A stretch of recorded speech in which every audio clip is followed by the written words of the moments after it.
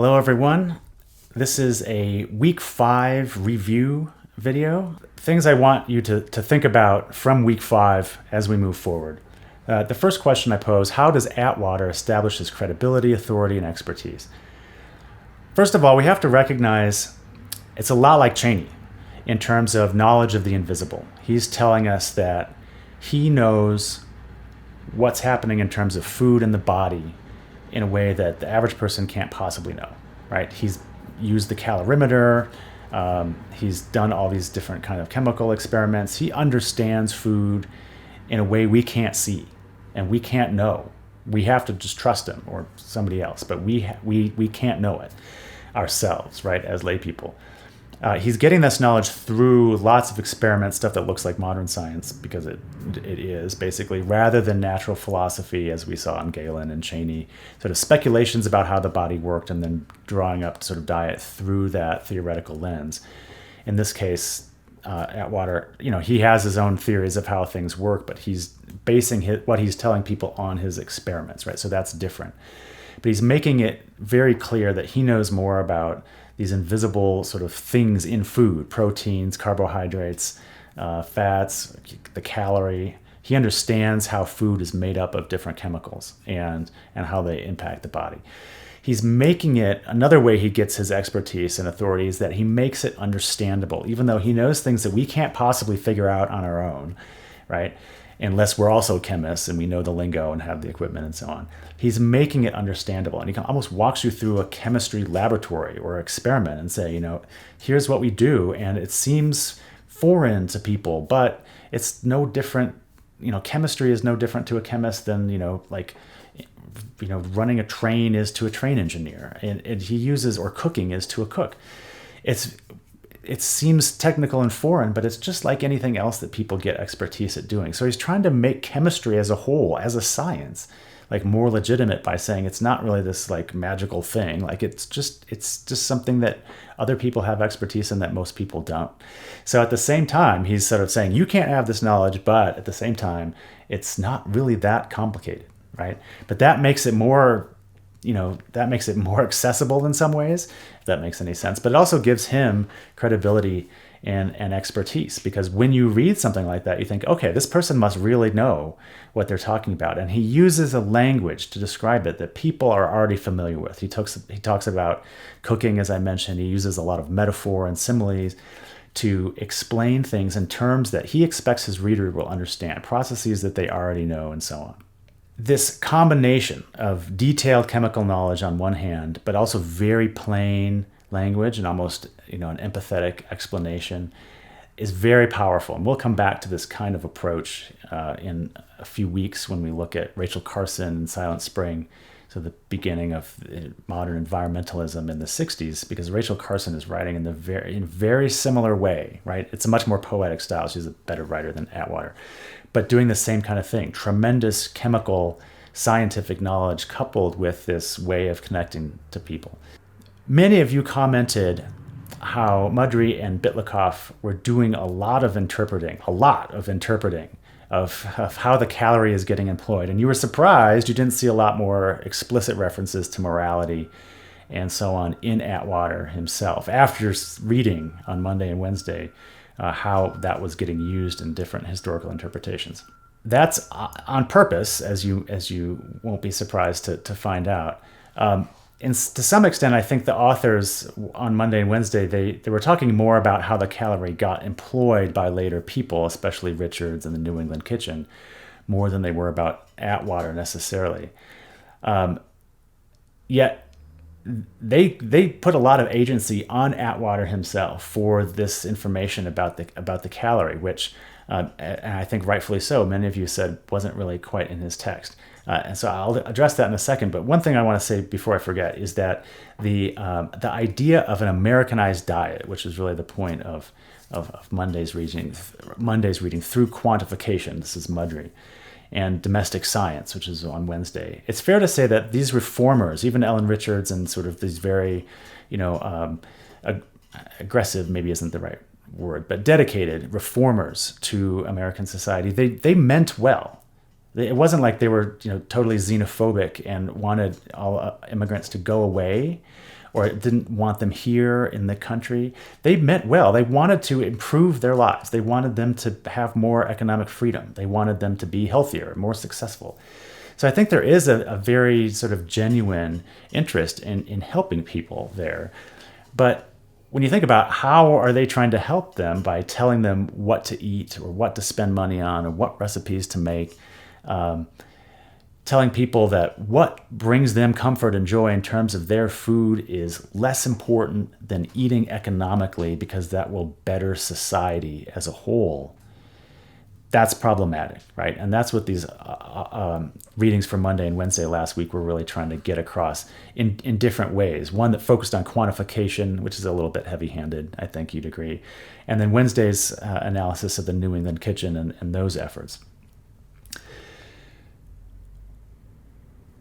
One thing to note here, that it's a trend that we can talk about happening still today, and it's that when you look at what the New England kitchen and even Atwater to some extent were doing in terms of how they give advice about what people should be eating, the responsibility / blame for not eating right was clearly on individuals, right? It was the immigrants weren't spending their money most efficiently or economically. They were eating things that didn't give them the most calories, the most fuel for their money, right? That was their fault. That was something they were doing wrong. It wasn't that maybe we should pay all of these workers more money, right? They're working really incredibly long hours, doing incredibly hard labor and getting paid nothing. Maybe that's the problem, right? That doesn't factor into Atwater or Richards or anything else. There's no systemic or societal, or political or economic issue that could also address the same problems that they're trying to address. It's really through this individual agency, right? Who is to blame for poverty? Is it the lazy poor people, or is it the fact that some people are born into very unstable households and don't have access to education or even food, and therefore have very different lives than someone else who just randomly happens to be born into very different circumstances?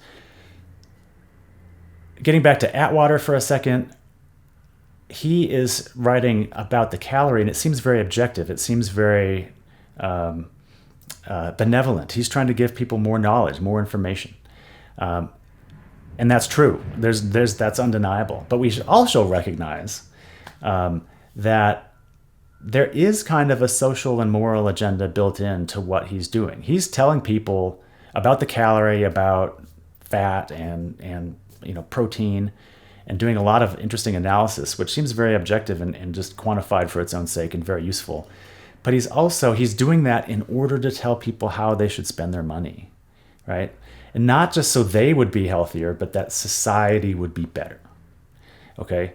And this is where that moral and social agenda, even in Atwater, even though he's not talking about it explicitly in the same way that you got the sense from Monday and Wednesday reading, it's still there, right? He's telling people, he's made this determination, right? These kinds of foods are better because they're more efficient and you should buy them. So it's not as overt as in Graham, right? There's clearly a moral and social agenda there based in science, but the religious sort of connotations of why you should be eating something according to natural law, or as Kellogg put it, biologic law, is still there. So I agree with those of you who said it isn't there to the extent that you might have expected. It's very subtle, but this is why I think the readings on Monday and Wednesday are so strident about making the point, because it's still there, even though it's kind of subtle and a bit hidden, right? A lot of modern dietary advice does the exact same thing, if you haven't sort of thought about it. There's a concern for bodily health, right? You'll have more energy, you'll, be happier, whatever. You'll look better, you'll feel better. There's often, and I don't dispute those motives of people who give dietary advice, but there's often other things that they're trying to get us to do, right? It's something that's better for the environment. It's better politically. It's better economically. It's better, for some other reasons as well. Okay, what's the biggest point to take away from the whole week, in addition to these points that came up mostly in the discussion board and I wanted to address directly? big picture, what are we supposed to take away from the set of readings about quantification, about moralization and dietary advice, and so on? Quantification of diets and bodies can be used to inform social agendas of all kinds. And we start to see that in the New England Kitchen. I mentioned, or depending on what order you want to watch the videos in, we talk about Kellogg for this week and his interest in eugenics later in the century. Science can be used to justify all kinds of things. I like Mudry's point about the dangers of quantification. I think it's really good. The readings between Monday and Wednesday are a little bit more repetitive than I typically do, but they have enough differences that I thought it was worth it. She's trying very hard, Mudry, this is Monday, to convince you that there's some subversive control happening. But when you think about it, she doesn't give us a lot of evidence that that control was ever effective, or that was really the primary motivator, as opposed to an actual, more benevolent motivation to just help people, like be healthier and happier. And that's kind of what I want to focus on, is that when we're seeing these critiques of this dietary advice, we have to recognize that there's both of these components that work sort of independently of each other, but they're as I've said before, mutually constitutive. They can't be fully separated from each other, because the moral component of dietary advice and the health component, they go hand in hand. We can talk about them separately, to analyze them in different ways, but we have to recognize that they're both there. We might agree with one part and disagree with the other part, but you can't just make overgeneralizations about the dietary advice. You have to look at the different components.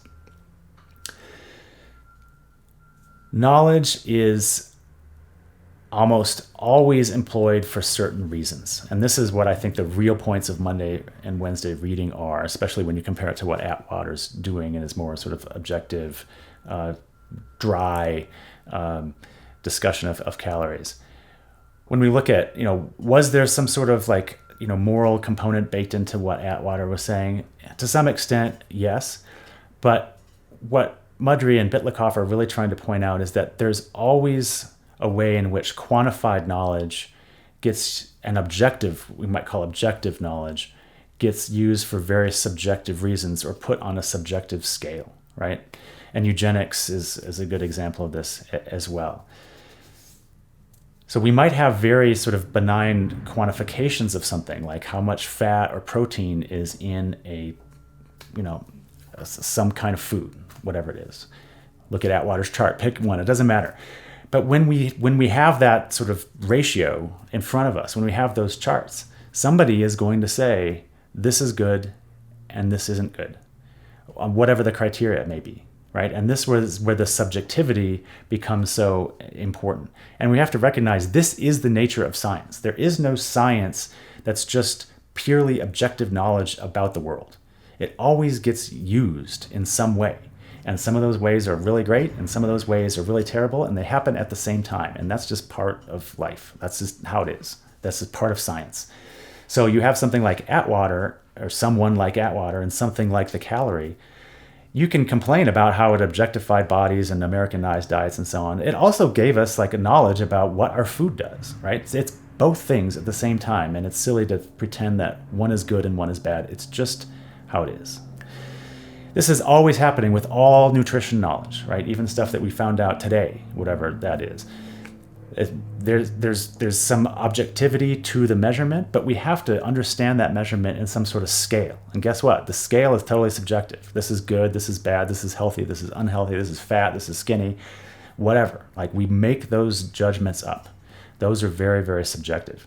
And as soon as we accept that and realize that we just need to be more careful about how we're using our knowledge and how we're categorizing it and how we're using it to label things like good, bad, better, and so on, then we can have better conversations about what we can do with this knowledge, which is always very important.